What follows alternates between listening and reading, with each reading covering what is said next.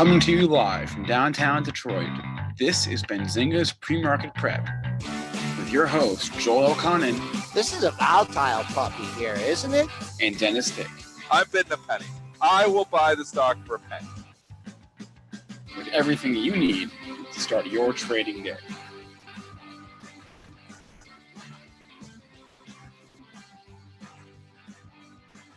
All right, good morning, everybody. Welcome to this Wednesday Halloween edition of Benzinga's Pre-Market Prep. Spencer Israel here with Joel Elconin and Dennis Dick. Well, Joel's here, but he's running late with that traffic, so he's here. He'll be on with us in about 2 minutes or so, but he's here in the background. But I got Dennis, I got me. We got earnings out the wazoo today between Facebook. We had GM, we had eBay, we had Triple D the stock getting crushed today. Not so much Triple D the person, but we'll get to that as well. So a lot to discuss. Our guest today, Nick Chahine, coming on with us on Wednesday instead of Tuesday of this week. He will come on at 8:35 to give us his options plays for the week. And that said, Dennis, how's it going this morning? We got a rally on our hands, and you know what? This rally started yesterday afternoon and really hasn't stopped since. It was a wild ride on the Facebook earnings, which we're going to talk about in a couple of seconds here. But I mean, you look at this, and it's good news. We had the rally, we had the washout on the open yesterday, and that's really what we needed. And we rallied since, so we're basically up 100 points on the S&P. Since yesterday afternoon, because we got down to 259. Well, actually, I shouldn't say since yesterday afternoon, since 2 days ago. So that's good. The good news. The bad news still is that we're still in a wicked downtrend. We still have the overhead supply issue. So I don't think it's going to be a matter of we're going to just bounce back to all-time highs here. See a lot of people who are underwater, but it's nice to get a little bit of a relief pop here. I'm not sure it's anything more than that yet. But we'll probably eventually get a retest, and if we can hold those lows, then that's good news. But I don't like to chase anything here, and when we're up 100 points from the lows there just a couple days ago, it makes me want to fade it more than what they say on CNBC Fast Money. They say fade or trade. I don't know about that, but it makes me want to fade the move more than sell a move. What's interesting? Or more than buy the move. What's funny? The last couple of days, I've noticed just it seems like 3 o'clock has been sort of like a marker, and whatever happens at 3 o'clock, whatever trend takes hold, at that hour, or really in those first 15 minutes of that hour, then that's the trend we're in for, temporarily at least. Yeah, well, that's a good observation there, and we have seen, and jokingly, there's that person on Twitter that runs that 330 ramp account there with the wheelchair. You know who I'm talking about on Twitter? Ramp we Capital. used to always joke that the market always got ramped up at 330. Ramp Capital.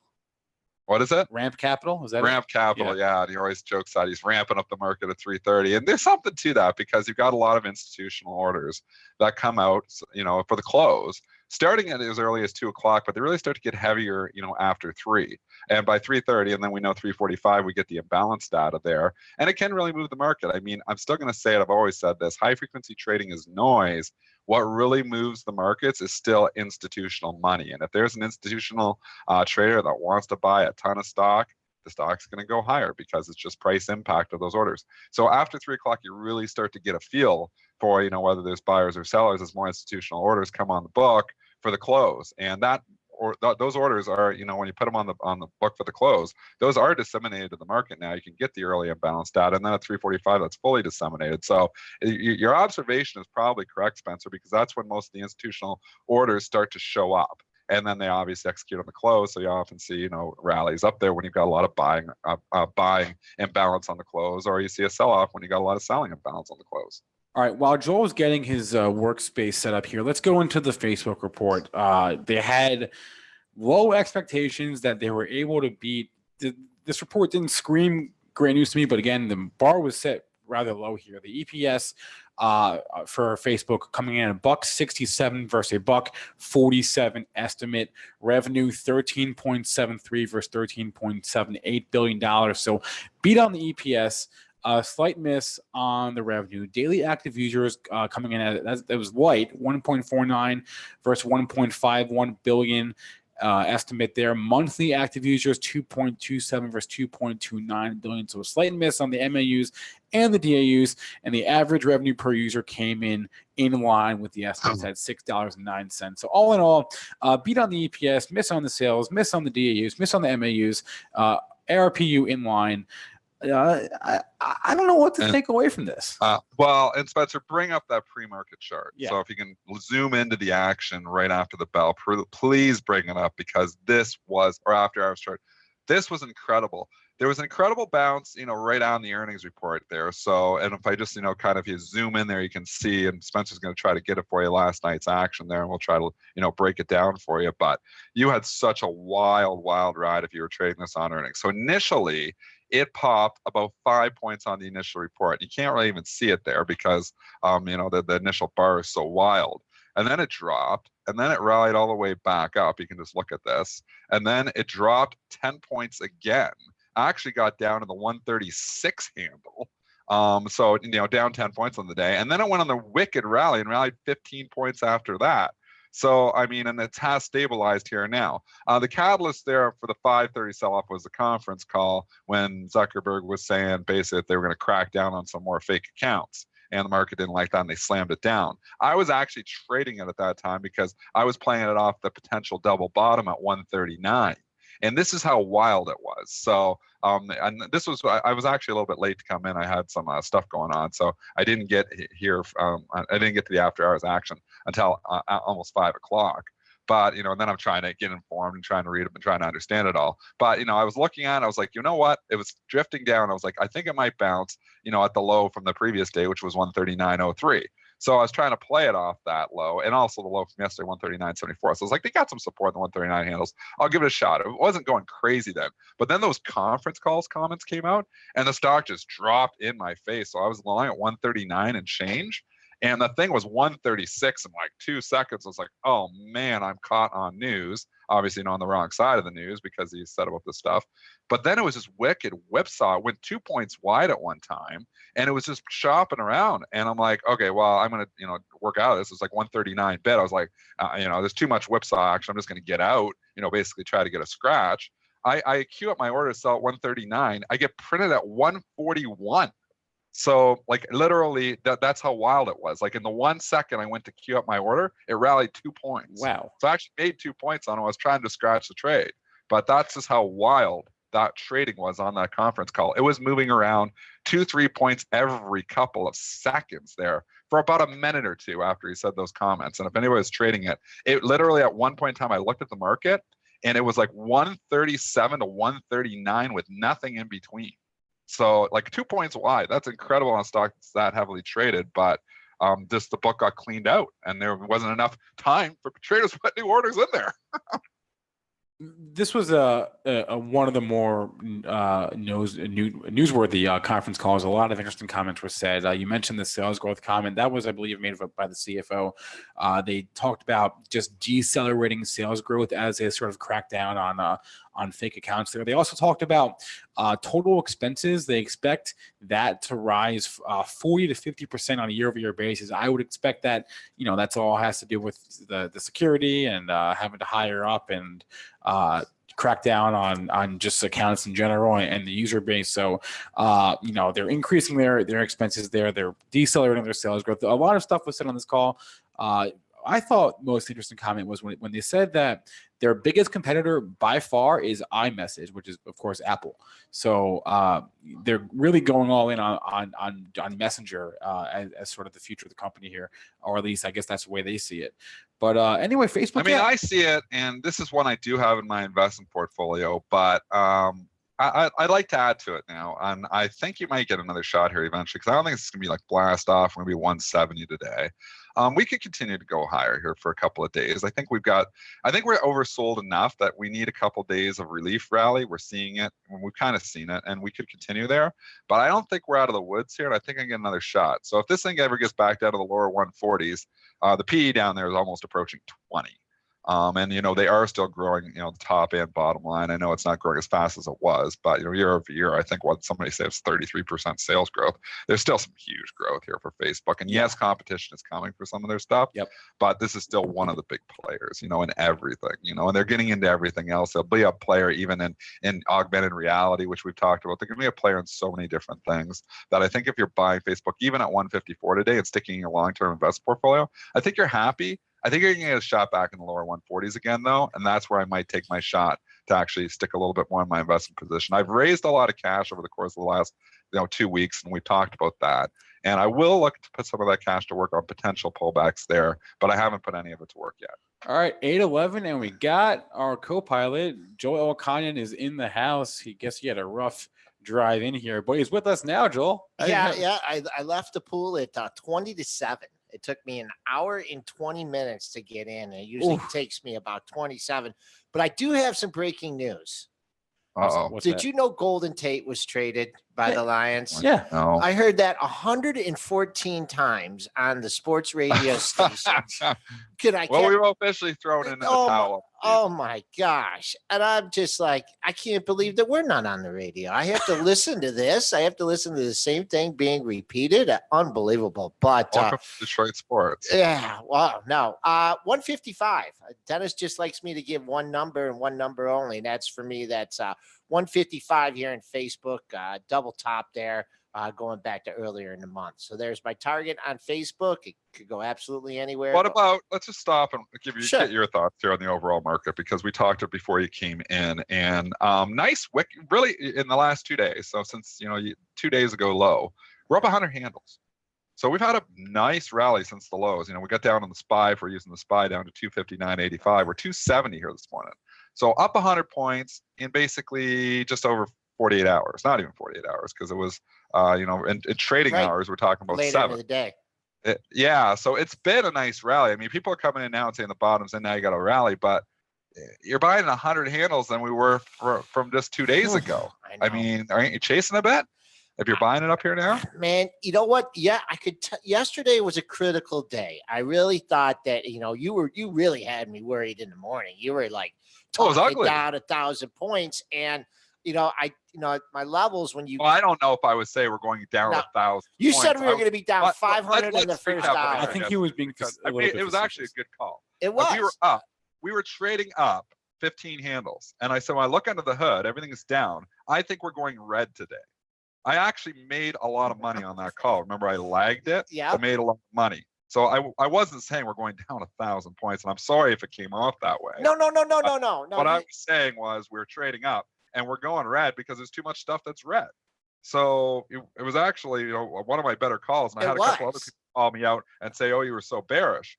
If we fell 30 handles after I was giving that little bit of bearish rant. So I get a lot of stuff wrong, but I kind of feel like I got that right. No. You nailed it during the early action. Your exact quote was, "We're going to be down 500, and we may be down 500 in the first hour." But that was just based on what you were seeing. No. You said that. I think he said that before the show. He was being a little bit facetious. He was. He probably that was on the pre-market show. I don't think I said that. He probably doesn't remember saying it. Okay. I how much did we fall from when we were up 20 handles when we were talking on the pre-market show? How much did we fall? We fell. After that, we're down. We fell 25 handles. We got up 25 because we were up 20. We were way red. We fell more than that. We were up 20. We went from 26.60, and then the intraday low was 26.35. So that was a 25 handle drop. But anyways, just going back to the market. I just thought yesterday was a critical day. I thought the Bears had a chance to take out the low. They didn't, and we rebounded. Yeah, maybe you're chasing here, but now I think you're going to finally get the scenario where we do have these pullbacks. Now the institutions are going to have to step up. Now the big buyers, man, maybe I missed the low of the move. Now I'm going to have to, instead of buying, Facebook in the high 130s, now I'm going to have to buy it in the mid 140s. So everything is notched up. So yeah, and for a target on the upside, I think the Spoos could take back half of this move. And won't be smooth, but I think we can go 27.70, 27.75 here. over the next couple weeks, and that would just be a 50% retracement of the break. So yesterday was a critical day, and I think we got through it. I think another thing before the midterm elections, and don't quote me on this, I think you're going to get a Trump tweet that, hey, we're making progress with China. That's going to send the market up 1,000 points. So, it's just, there was a lot of things that happened yesterday, and yesterday turned out to be a good day. And holy smokes, GM's up 226. Did we do that report yet? Well, and we haven't talked this yet. Me and Spencer were talking on the pre-market show, and really what the catalyst yesterday, I mean, yes, we had nice rallies off the lows in the Amazon. Yes, we had nice rallies off the lows and, stocks like Apple. But did you see some of these moves in some of the value names, some of the defensive names, the retail stocks absolutely blasting off again yesterday? Kohl's up 5%, Macy's up, Ford, we've talked about that, but, General Motors fits that full description of a value stock. Value is right now back in favor big time, and you can look to Berkshire Hathaway as well. It had a good day yesterday, but there's so many names, with the ones with the lower PEs are really what they were buying hard yesterday. And GM, it's not surprising that comes in lower PE. That comes in this morning, and if they said anything good, it was going to rip your face off rally, and that's exactly what we're seeing here today. Spencer, give us the details, and we'll jump into the technicals. Yeah, just the top line here. Our headline numbers: the Q3 adjusted EPS $1.87 versus $1.27. Sales 35.8 versus 35.35. So big EPS beat. And a beat also on the sales a little bit. The fiscal year EPS guidance coming in line there, a range of 580 to 620 versus a 589 estimate. So nothing crazy from the guidance, but big EPS beat for Q3. And anything good, like you said? It's a big pop. The only problem is you're going to run eventually an overhead supply here too. So, if we look here 5 days ago, we were $30. Now we're 36. That's a tidy 20% rally in 6 days in one of the most hated stocks out there. I'm not coming in here and buying GM at $36. Can it go higher? Sure. There's room to probably 38 if it really wanted to get crazy. I would be selling it short there. So not even just selling, like my own opinion is if it gets up to 38, I wouldn't just be selling my shares. I probably would be selling it short. So I think you're now, you missed it. I mean, if you're coming in here now and buying it now, you're way late to the party and you're buying somebody else's profits. So, the fade trade, we've been talking about it, has continued to work. And I'm sticking with the fade trade on this too. Not coming in here necessarily shorting it because value is back in favor, but looking for an opportunity for when it starts to turn. And when it starts to turn, that's when you strike. And, nobody's going to, and Spencer was making a great point, yesterday with, the bottom from 2 days ago. I mean, it's so hard to call bottoms. It's so hard to call tops there too. It's so much easier. Get the momentum on your side, let it turn, let it start to fade, then hit, and go and, try a short or go from that way, or, on the opposite end when the stocks are selling off, wait till you get a green candle and then try to go it. So, that's what I'm looking at here. It's just too much too fast if you're buying it here, I think. Well, just hats off here to Sean Udall, because I talked to him after the show yesterday, and I've been playing this Fords a little bit from the long side, and I'd like him to do evaluations of things, and he's he was looking at the charts. He goes, it fits value. And that's one thing that he was talking about, we've been talking about on the show, is that the market had to come out of these high flyers, right? We had just a very narrow rally there, concentrated in a lot of stocks. So what happened to the market was good for the market. You got out of these high PE stocks and the market went to value stocks. So now we have a much stronger foundation here on this rally. People are in the value stocks. And he actually, so when I talked about Ford, he goes, what looks like a good chart? He's like, that GM looks like a great chart. And I was a little hesitant to play that ahead of the earnings. That was the call, though. We just got to pop up to 37.10, Dennis. You're 38. You're not going to see it today. 37. Oh, no, I don't think so either. 37.10 is the pre-market high. We're $1.10 off, $1.20 off that. That's a nice hold number. I'm not sure what you got on the charts here. On the charts, can I find anything? Let's show the pre-market charts too there, Spencer, because we're looking at the daily. And let's get an idea for, what's it's doing pre-market. Because we are pre-market prep. We 3706 was your high in August, on August 30th. So I used, it gets back up there. I think you find sellers again. I think it might have a little problems getting back up there. Maybe some back and fill. And Dennis, yeah, if you want to buy this thing, maybe get patient. Maybe have a couple bad days in the market. For me. Maybe get it back at 34 though. 33 and a half. 34. Maybe. You know what? I still think there's, serious problems here. And I'll tell you, I look at Ford here, trading 970 this morning, and we're in the value names. It might get the lift. I'm probably going to dump my Ford out of my investment portfolio here today. I'm going opposite way. I'm adding it to my portfolio. Gets up to 10, all kinds of resistance at the double digits. I think this is the opportunity to lighten up. I lightened up some already. I think I'm probably going to get rid of the rest of it. That's how much I love these GM and Ford stocks, as I'm selling them out of my investment portfolio on these rallies. And I think there's something else going on longer term. I'm adding them. I'm adding Ford. So me and Joel are on completely opposite sides here. Yeah, well, you wrote it down since 40, and this is going to be a new investment. I bought Ford at 13. Joel's just making up stuff today, man. I bought Ford at 13, so I didn't write it down. 7% dividend. 7%. It's probably not 7% anymore. 6. It's come up. Right. Okay. But I think honestly, Joel, I think you're on the wrong side. I think there's something else going on, and we can get excited and say, yeah, they're going to get electric vehicles. But you've been giving me this argument. A lot of this is from you.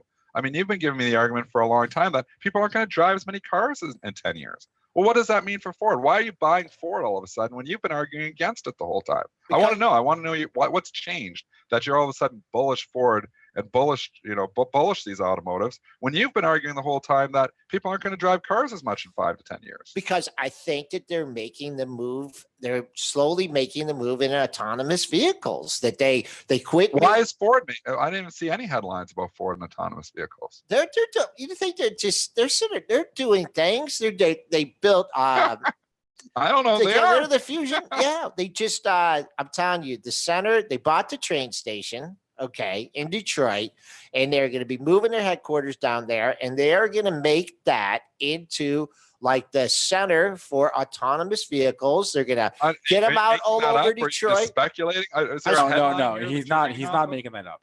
They're putting their AV and EV units in the Ford train. I mean, this is why we have a market, right, guys? It's just funny because Joel's been bearish, so you've been right. You've been right the whole way down because you've been bearish, and now you're getting bullish. So you may be right. The technicals look better on this. I'll give you the chart. The technicals look a lot better, but I still think you've got an overall ugly downtrend here. I still think with your argument that people are going to be driving less in the future. And even if you go to autonomous vehicles and they're going to sell more autonomous vehicles, if they're selling less vehicles, that's a problem. Okay. Can I throw out my crazy? It's really not a crazy theory because I've seen this written other places too. This is not just something I came up with.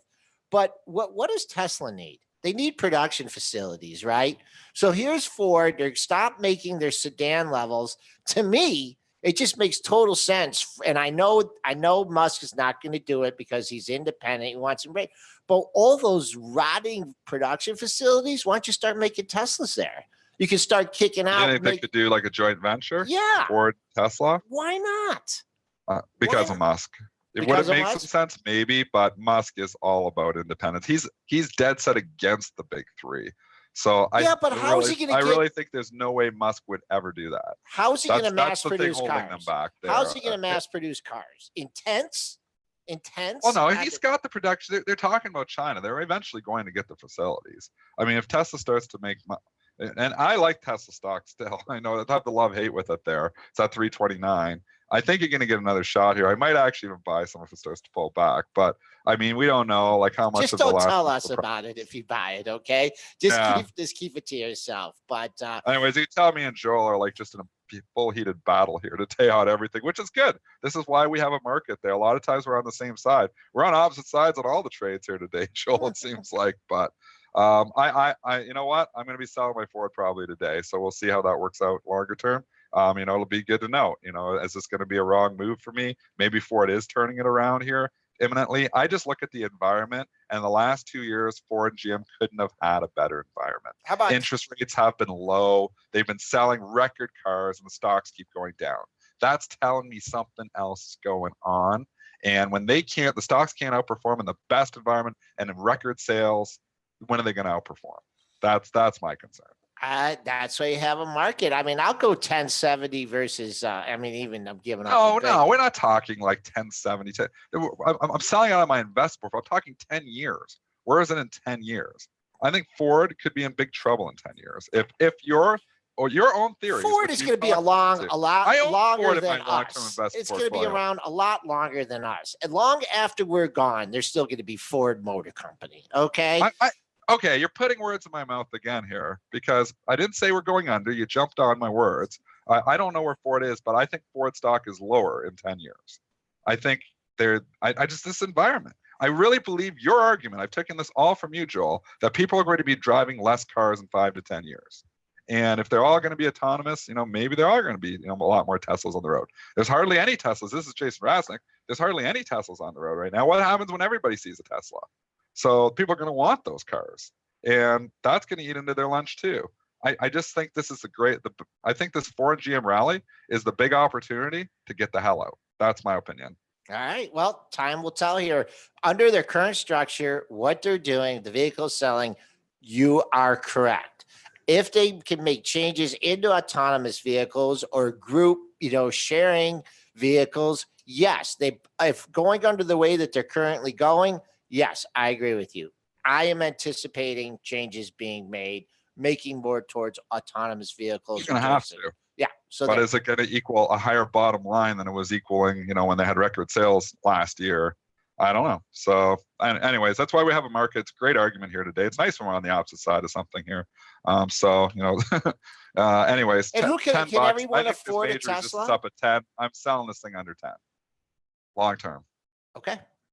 All right. And all right. So we haven't even talked. 27 minutes in, we've covered like 2 earnings stocks. We've got to 20-minute heated debate on Ford Tesla. Where do you want to go? Joel, lead the way here, because I'll probably be on the opposite side of this one. Let Spencer do it, because I didn't get to do my homework here yet, because I got in so late. We're going to eBay here. The Q3 EPS 56 cents, beat by a penny. Sales 2.6 billion is in line with estimates. Q4 sales guidance in line, a little bit light actually. Q4 EPS guidance a little bit higher than estimates. Fiscal year sales in line. Fiscal year EPS guidance higher. So EPS guidance across the board, sales a little bit lower across the board or in line. Big gap coming in our gap area, Joel. Yeah. This is your style. We're not quite there yet, but we're coming to it. Yeah, gapping into a gap. You got to love that. Your not quite yet. Your pre-market high stands at 29.55. The top of the gap area is 29.58. So once you get above that, then all bets are off here. 31.30 again into the gap area. And just kind of the way the market feels like right now, like a lot of times we talk, man, this overhead supply. And I think today, this overhead supply thing might, I think there's going to be some nervous buyers out there. Like, what if you were sitting short, through yesterday, you're thinking, man, 2,600 is gone. Boom, I'm going to cover this thing at like the June lows. And you just kind of sit on your hands yesterday, and then you watch the rally. And then when we were Skyping after the close, you're like, market hasn't moved up that much, and I'm like, well, it kind of did, and then boom, you get the after hours action here. So not as big on the overhead supply thing today. Looking at that gap area, in order to fill the gap, you need to get up to 31.30. Jump over. I had a couple other ones pegged. Let's go to EA Sports, because we've talked about the gaming and obviously a lot over the course of the last year. And all of these gaming stocks here have been beat up with the market fairly heavily, but none more than EA Sports. EA back in July was I'm just trying to grab the all-time high, $151. It's now 91 after their earnings report here this morning. Is this something that interests you, Joel? I mean, we talked about eSports, and obviously this is one of the big three. So you could get some money in there now if you want to invest in the eSports thing, if you think it's for real and it's going to continue. Or is, this just too expensive still at $91? And Spencer, give us those numbers first, and then Joel, give us his analysis. Okay, Q2 EPS for EA, 83 cents. I don't think that's comparable to the 58-cent estimate. Bookings, 1.2 billion versus 1.18 billion, so a little bit higher there. They did give guidance for the fiscal year, EPS guidance of about $3.11, sales guidance of a little over $5 billion. I don't have the estimates there on hand. On the conference call, they said that they're going to cut their guidance for their live services segment, and that'll be flat to up 5% on a year-over-year basis. Live services is of course, just live gaming there. And so all in all, not too much that you can take away from that. Not a great report. He's still 30 here. That's the only issue. Yeah. Thoughts, Joel? I mean, this company kind of had the double whammy. You had that unfortunate incident in Jacksonville, Florida. This was back at the end of August. And then like the next day they came out with bad guidance, and it has just never recovered from that. It got right back up to that area from where it gapped down. Not any interest yet here. I mean, you did get a spike down in pre-market trading to 86 even, but you're $5.50 off that now. So you're safe on the pre-market low. 91 even. Let's see what happens there, folks. That was yesterday's low. Your 2-day low is 89.12. So if this can make a couple lows at 89.90 and hold up, maybe look at it from a technical basis. Really, I'm just not a fan of the Fortnite.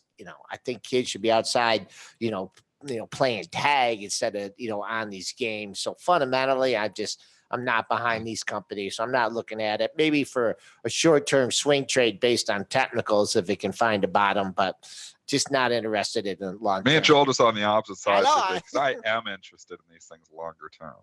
I think, you've got some value starting here. P multiples of 30 still scare me, but there is some growth here. I mean, yeah, it's slowing here, but I think the esports thing is for real. I do believe, there is going to be, kids, like these high school teams, with the esports teams. I think EA is going to be a big player in all of that. So I do believe in the longer term story here. It hasn't stopped going down though. And why start to catch a falling knife? I want to wait till I see a green candle or something like that. Stop going down. And then, but long term, I'm interested. Okay. All right.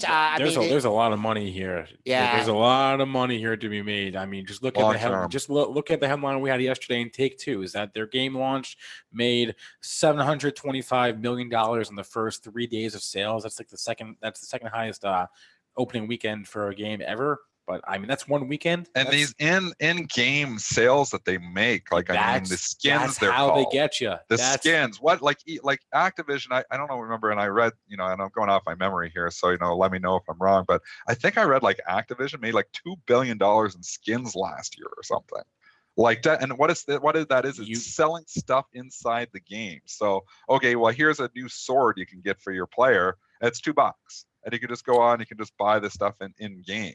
Yeah. I mean, these sales, it's just literally all gravy. It's 100% profit margin because it's once it's created, I mean, it's all just gravy for more of those sales. And if these kids here, and I'm not a gamer, but if anybody is, let me know. But I mean, how awesome is it that you can sell the game, or sometimes you give the game for free, but then you can just sell stuff inside the game, and these kids will buy it. Right. And there's of course a fine line you have to walk, because EA specifically took a ton of heat. I want to say maybe it was already a year ago right now, but just for making too much of the game, for just forcing people to pay too much within the game. I think it was it a Star Wars game, and there was just so many options to buy stuff that the game wasn't even fun. So there's a line you have to walk. You can't charge for everything. Buy this, buy that. When you're selling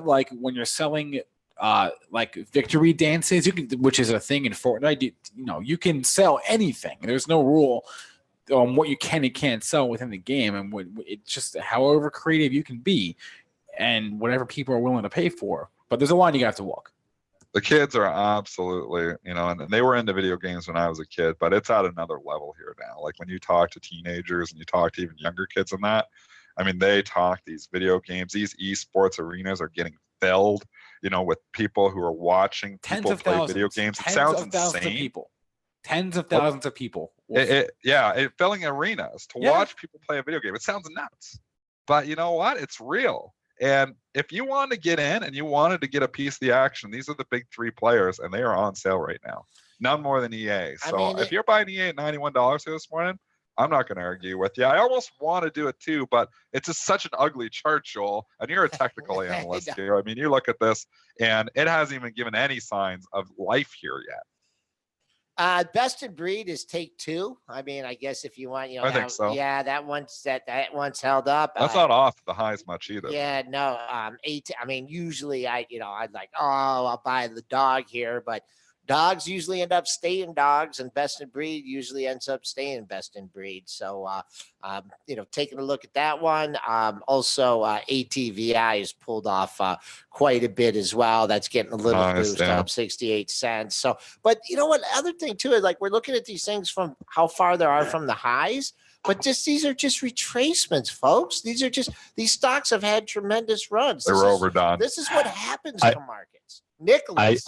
I sense fervor in your voice. What's going on? We've been fighting here the whole time. Help us get in here in the middle, because me and Joel are killing each other here this morning. We're on the opposite of every single trade. We're getting feisty here. You've been chasing.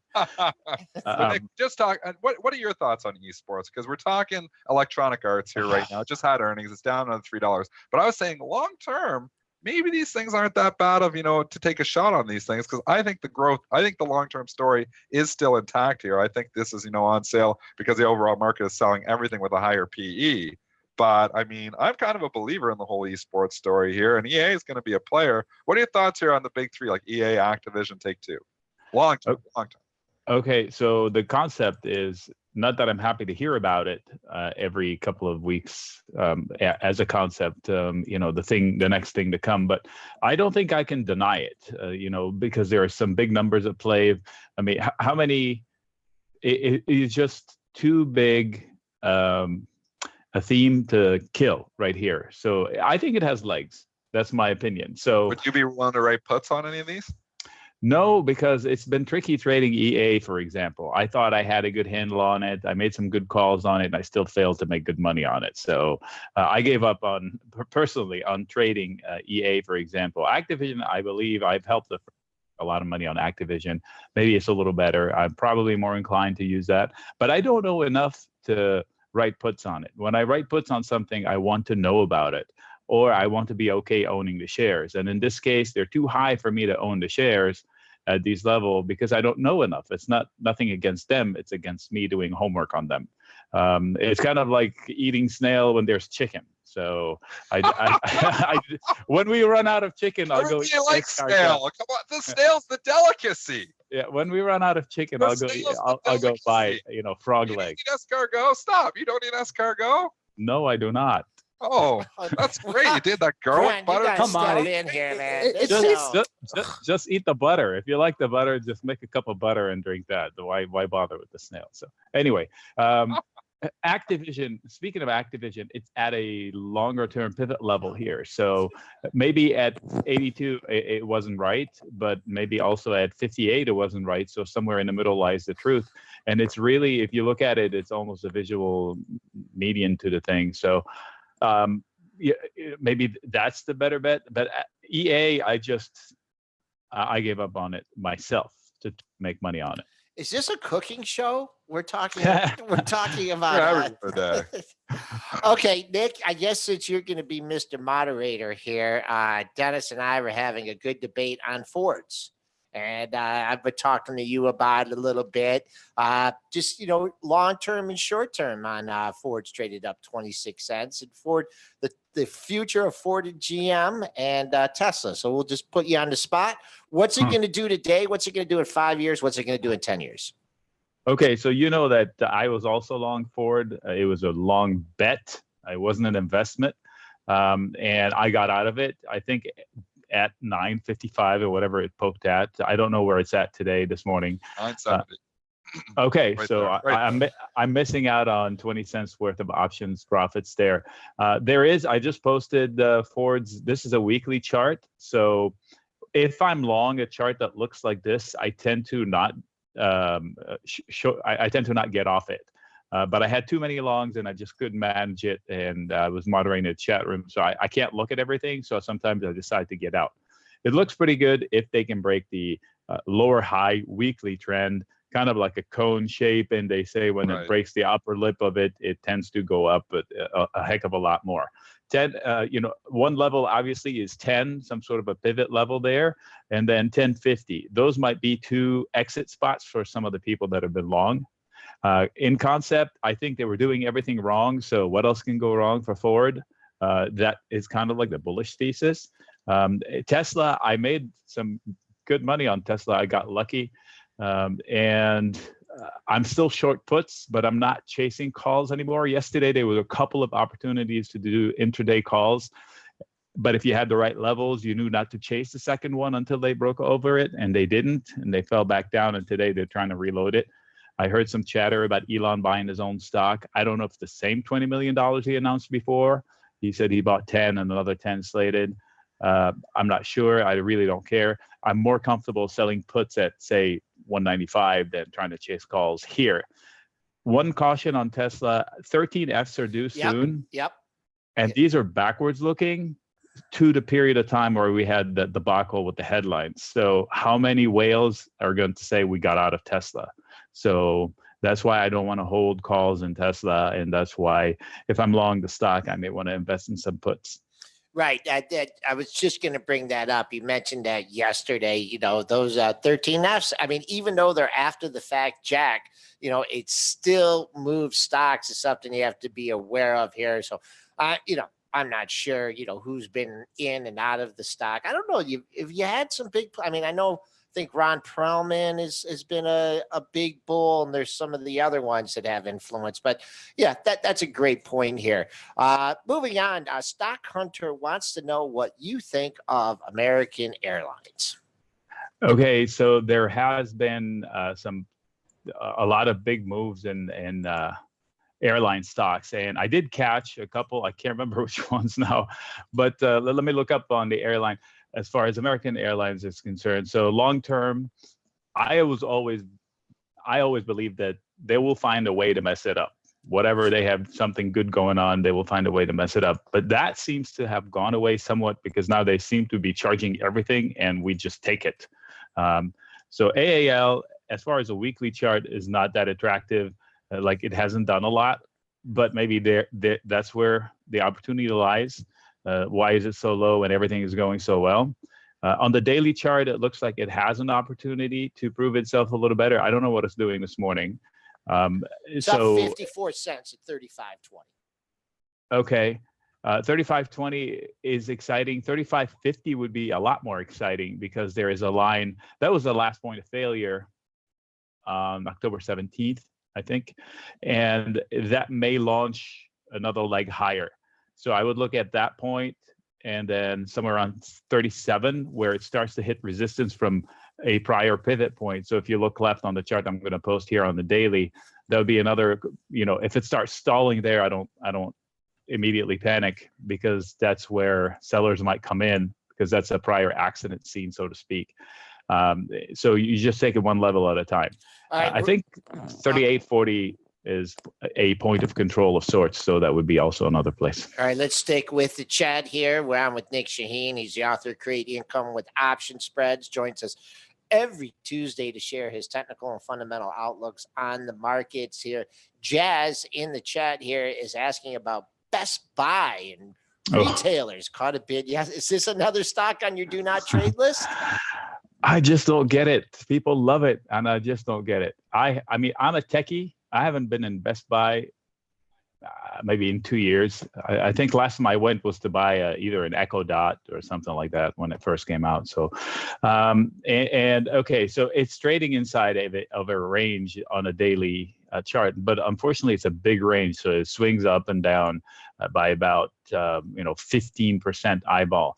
So keep that in mind. So as a trade, use those two levels as entry and exit points. As a concept, I mean, where's the excitement? What's it going to do forward?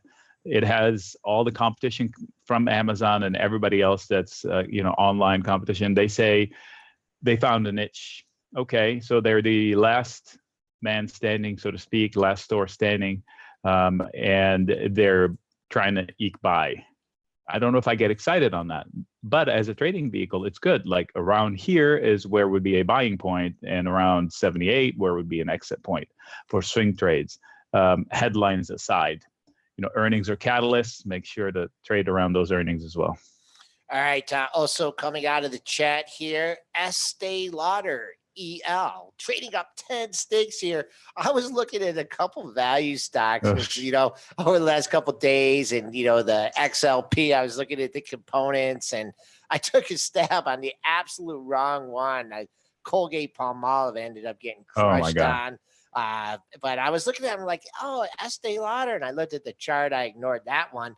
That's traded up, just so you don't get blindsided here. It's trading up 952. Yeah, made a pre-market high of 142. Did they have earnings, Spencer? They must have had earnings. Yep, they did have earnings. The EPS $1.47 versus $1.22 estimate. Sales 3.5 versus $3.47 billion. So it beats on both, and they're raising their quarterly dividend from 38 cents to 43 cents a share. Okay, so they filled both gaps in one fell swoop, and the market hasn't opened yet. So from here, where is the incremental dollar going to be? I'm leery at the fact that 145-ish is a massive ledge from which they fell last, and from which they failed back in August, twice in August. And if you look back, that has been a point of failure for a long time. Now that leaves an open gap at around 149 all the way up to like 151, I think. But that's also a ledge. So onus is on the bulls, I think, from here to be able to keep those two gaps filled that just took this morning, and then break through that failure level. In other words, if I'm not long, I'm not buying it until I see them clearing that. So kudos on who's long it, but this is not an obvious entry point for me.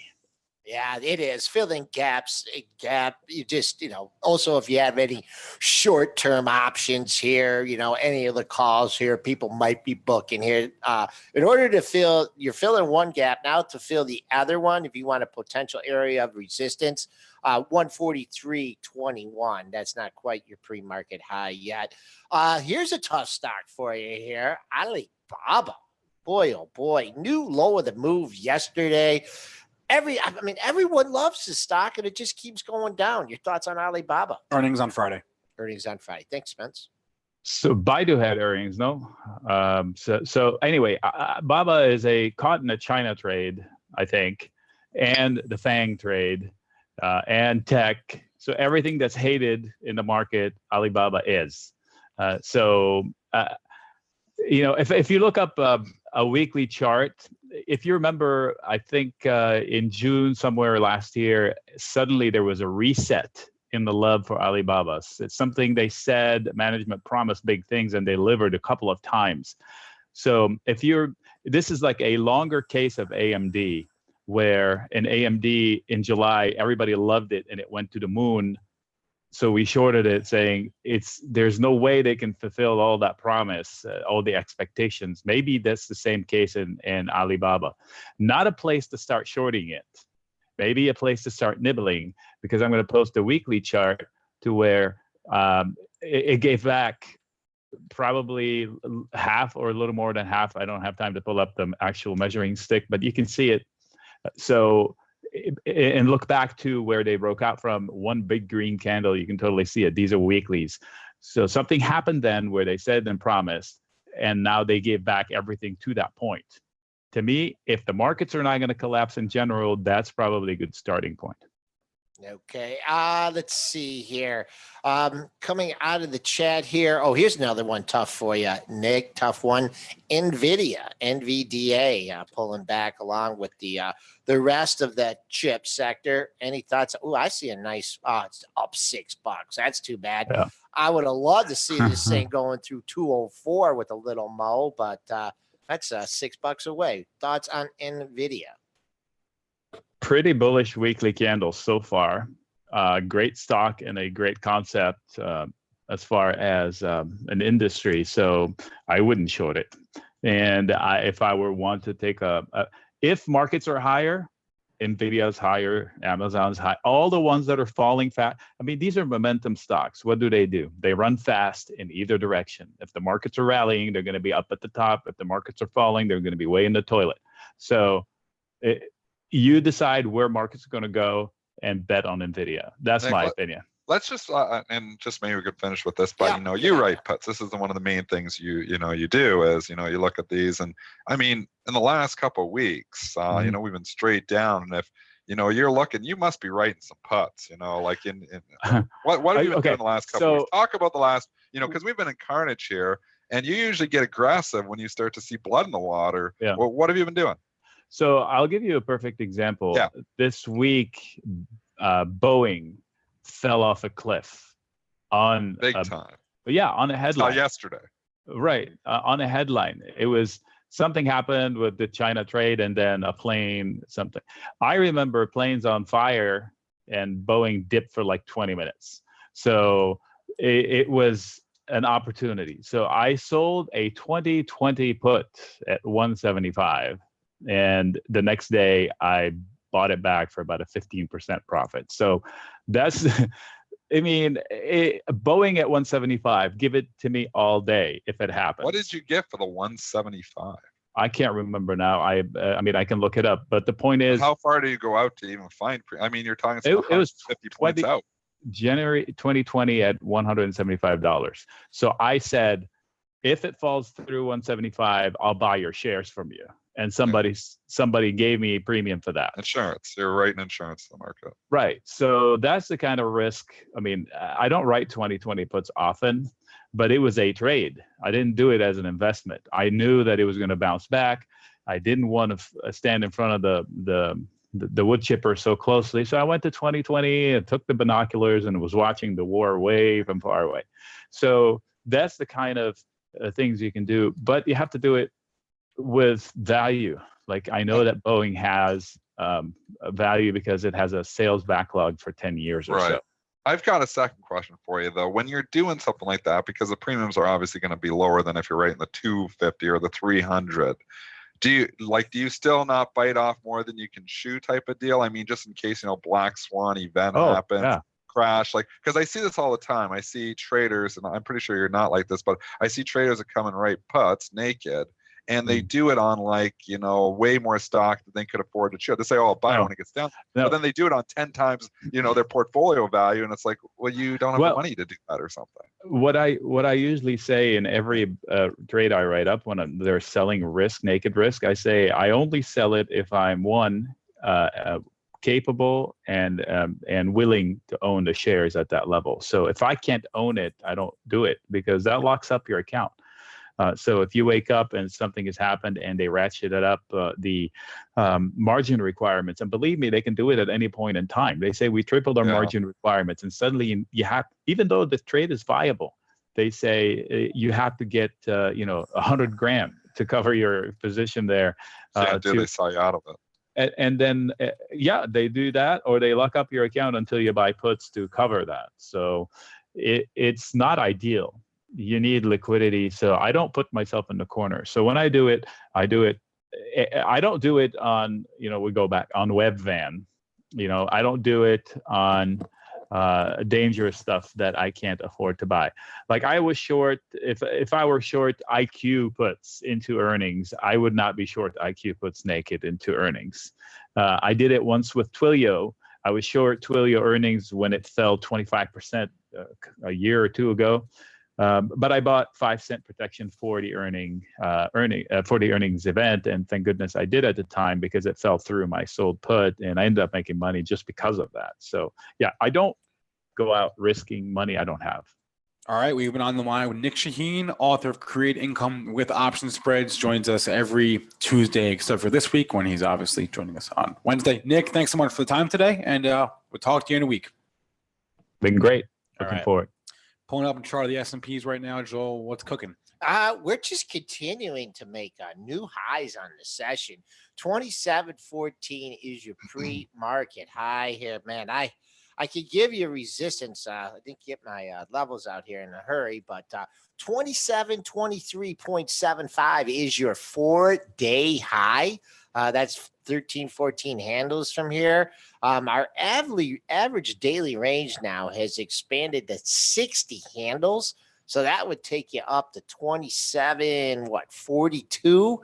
I don't see that happening today. Backing and filling, I would love to see maybe if we pull back down to get a quick dip down to 2,700. But I would have to say on days like this, you know, if I don't come in long, I'm probably the worst person to picking a place to go long. I'm not going to short. I may sell some of my longs, but these kind of days, man, it was time to get along yesterday. Dennis? Yeah, it was. Yeah. Then we agree here, maybe to end the show, but we've been talking about the fade trade, and guys, we're up 100 points here in a day and a half, 100 S&P handles. I mean, this is definition of chasing. If you're coming here now, you're way late to the party, in my opinion. And I mean, nobody's calling that bottom. So, you know, very difficult to call when the bottom is there. But you look at it here now, and I'm like, if you're buying it up here, you're buying somebody else's profit. And it hasn't paid. Maybe today it pays. You know, obviously, as traders, we just work, you know, and we can't, you know, be right 100% of the time. But as of right now, it has just not paid to be chasing stocks, and that's been the way for the last month and a half. So I'm not going to start chasing here today. I'm buying stocks when we're up 100 S&P points in a day. And also you have to think about, well, okay, where's the laggards in here? I'm going to go buy the laggards. And you're thinking, well, if they haven't gone up yet, maybe they're not going up, right? I mean, you have to. If they're not going up on, you know, days like this, they're not going up. Now, that being said, you're going to see a rotation here today. Food stocks are getting killed. So don't just think everything's going up here today. Food stocks are going to be red. You've got Kellogg's destroyed here on their earnings report. We didn't get a chance to talk about it yet. You've got Clorox, which is also defensive, getting destroyed on their earnings report. And that's a problem, you know, for like, you know, a lot of different food stocks and a lot of defensive names. So watch the rotation here today. We've seen this market really rotate. It was rotating into those names yesterday. I look for it to rotate out of those names there today. And that's a great point, because like the Kellogg report, for example, wasn't even really a bad one. So they reported the wrong day. You know what? Yeah. If they would have reported, I'm going to say this. If they would have reported these earnings yesterday, when they were buying food stocks, it wouldn't be down this much. But they, you know what, already wanted to sell this stuff even before the report, because they're buying. It's risk on right now. Well, this isn't a risk on stock. Okay, that's not that great. So it's sentiment towards it. Find a reason to sell it. So it's sentiment towards, you know, what the sector is more than anything else. So, and that's what you really got to be cognizant of when you're trading these stocks. You can't take the reports at face value. You've got to understand what the sentiment towards it is, and it flip-flops daily. And when you're seeing the market just ripping up and Amazon going up huge, you know, Facebook now up on their earnings, up $8 here, it's a risk-on day. Those are risk-off stocks. And if you're reporting and you're a risk-off stock on a risk-off day, you're going to get hit hard, and that's what we're seeing this morning. Did you guys talk about the trading action in GE and all yesterday? Oh, we haven't even mentioned it. Single digits, I won. All right, I've been falling for single digits. It got there. Oh, did people get roasted in that thing? It opened up at 1050, rallies to 1140, and then breaks down to 987. I mean, I think, was it Brent? Was there something on a conference call, or did someone say they were going out of business or something? No, remember on the call, they have the SEC thing on the call. Okay, that's right. That's right. Holy moly. Did you think everyone was piling into that thing? What was the SEC thing? I didn't hear about this. Yeah, because I was actually out yesterday. I had all kinds of stuff going on. So I traded I only traded till 10 o'clock yesterday. Yeah, the SEC had expanded a probe into, what was it again? Into accounting stuff. So they're expanding the scope of an ongoing investigation into their accounting. Not good. So that's it. Not good. It's up a penny. Can we just say that Inch is the man? Can we just say we had him on the show? Did he not call everything from that report? Well, he didn't say. That guy is like a genius. He didn't say they're going to cut the dividend to a penny.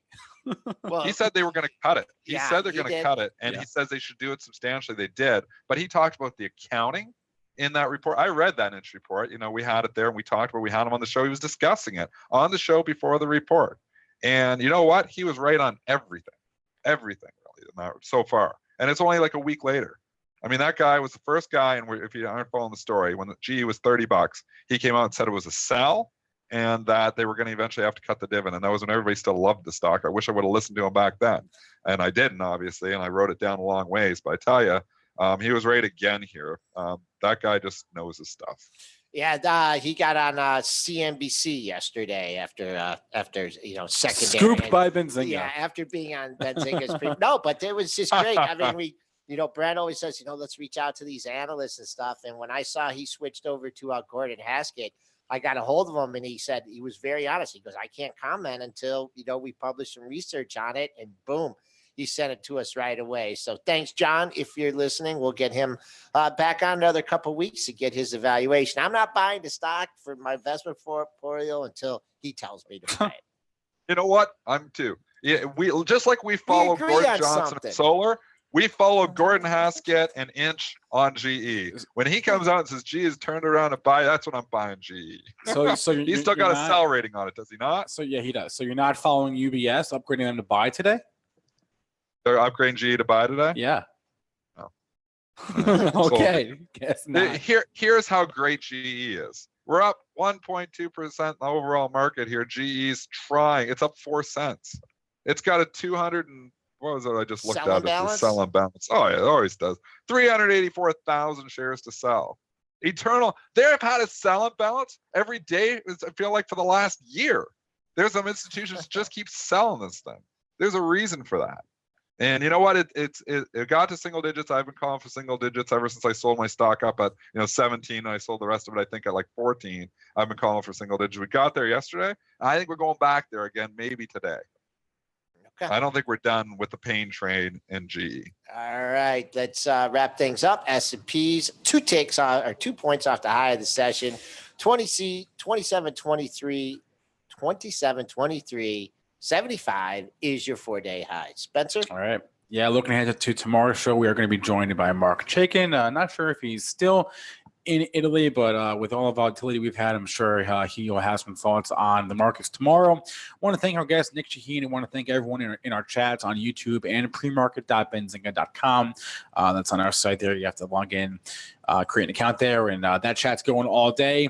Even after the show ends. So definitely check that out at some point, because unlike the YouTube chat, which ends when the broadcast ends, that chat on premarket.benzinga.com is going all day with Joel hanging out in there with some traders. So check that out there. I want to remind you folks that all the information from our show is for informational purposes only and not meant to be investing advice. And with that said, if you miss any part of our show, catch our podcast. We're on iTunes, SoundCloud, Stitcher, TuneIn, Google Play, pretty much wherever you get your podcast. Just search for Benzinga on any of those platforms. With that said, everyone, have a good Wednesday and happy Halloween. We'll see you on Thursday.